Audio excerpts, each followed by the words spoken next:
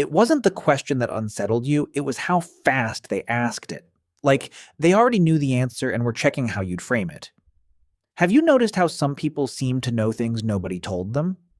If that kind of person has ever made you feel slightly transparent, this is going to hit close.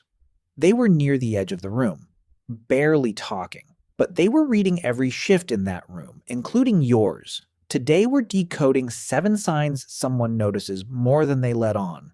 The last one reveals what the first 6 may have been protecting. Watch closely. Quiet is almost always said like a downgrade, but quiet isn't absence. For some people, it is the sharpest form of attention they have. Hannah mentioned once in passing that her dog hated thunderstorms. It was a Tuesday. A throwaway detail. Nothing anyone was supposed to remember. 3 weeks later, during a bad storm, she got a text from that quiet friend in her circle. Just 2 words. "How's Biscuit?" They remember details you dropped without thinking. The name of the restaurant you said you wanted to try someday. The fact that your sister just moved. The tea you mentioned once in a group text and never brought up again. Nobody files these things on purpose. Nobody even registers hearing them. But someone who notices more than they let on doesn't just listen to your words. They listen to what your words carry, and they hold it without telling you. Not because they're trying to impress you, because for them, details aren't decoration. They're how care actually operates. A filing system nobody builds on purpose, but some people can't seem to turn off. You felt this next one. You tell someone about your weekend, the trip, the dinner, the people you saw, and they don't ask about any of it. They ask about the person you didn't mention, or the part of the story that stopped a sentence too early. They respond to the gap, not the words, the space around them. You mention things are going well at work, and they ask which part. You bring up a conversation with your mother and they notice you said fine, like it was a lid, not a feeling. And somewhere in the back of your mind, you hear it. How did they catch that? The average person hears what you say. People who notice more than they let on hear what you almost said. And they don't always point it out. Sometimes they just hold it quietly, next to the version of the story you did tell. That kind of listening doesn't come from trying harder. It comes from paying attention to the shape of what someone leaves out. The pause before the answer. The topic that got skipped. The name that used to come up and doesn't anymore. By now, one person may already be taking shape in your mind. And the one who surfaced fastest? You've probably been noticing that pattern longer than you realized. Theo's family was at dinner. Someone brought up a topic everyone knew his brother was sensitive about. The kind of topic that changes the weight of the room, and right before it cracked, Theo said something small. A joke, half a sentence. Not funny enough to be a punchline. Just enough to give the room somewhere else to land. Most people miss this. They don't even realize someone just quietly rerouted the entire conversation. They redirect before things get uncomfortable. Not for themselves, for someone else in the room. This is where noticing stops being passive and becomes a choice. They saw the tension building before anyone else felt it, and they made a small, clean pivot that let everyone keep breathing. Or actually, here's what it really is. It's not about changing the subject. It's about knowing which subjects carry weight for which people without being told. It sounds like small talk. But the timing can feel almost surgical, and nobody thanks them for it. Not every observant person uses what they notice kindly. Some use it to position.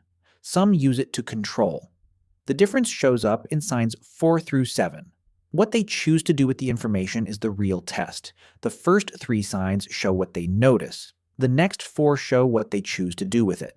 They give you warnings wrapped in throwaway lines. Have you noticed she only reaches out when she needs something? Interesting that he started copying everyone on those emails. No advice, no instructions. 1 sentence, then they move on. And weeks later, when the thing they hinted at actually happens, you feel it land. That low hum again. They told me. They already told me. And the reason they kept it casual? They've learned that some warnings land better when they sound like observations. Not lectures, not "you need to hear this." Just a sentence dropped at the right angle, light enough to ignore, sharp enough to remember. Directness in certain rooms can feel like accusation, so they soften the packaging. Never the data. You've seen this one. Someone in the group goes still. Everyone else is still debating what happened, speculating about what comes next, and this person just goes quiet. And you think, maybe they checked out? They didn't. They've already finished the equation everyone else is still writing out. Kai was at a work dinner once. He hadn't said much all night. But by the time everyone left, he could have told you who was bluffing about their timeline and who was already halfway out the door. Once you see it, you can't unsee it. They don't raise their hand because the answer isn't what the room wants to hear yet, so they wait.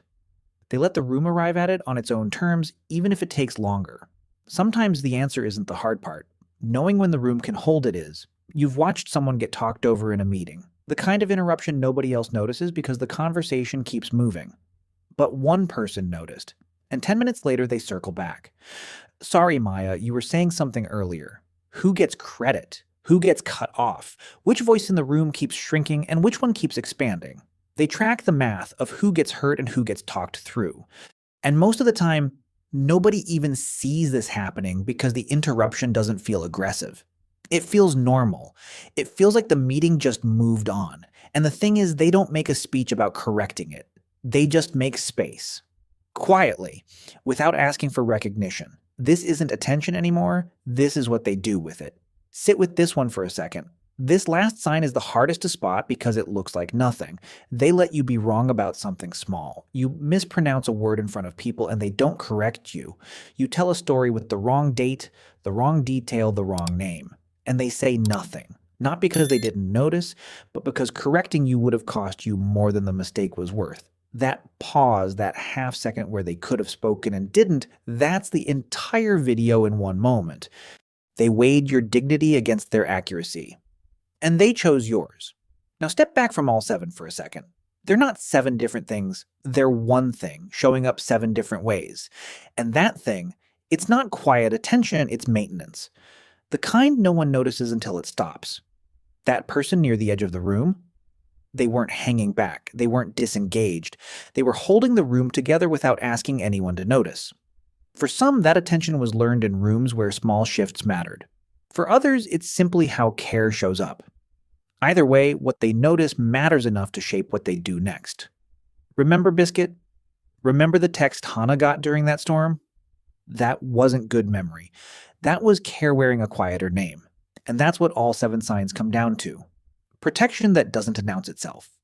If someone came to mind while listening to this, that's not random. That's your pattern recognition telling you something. Send it to them. They probably won't ask for it.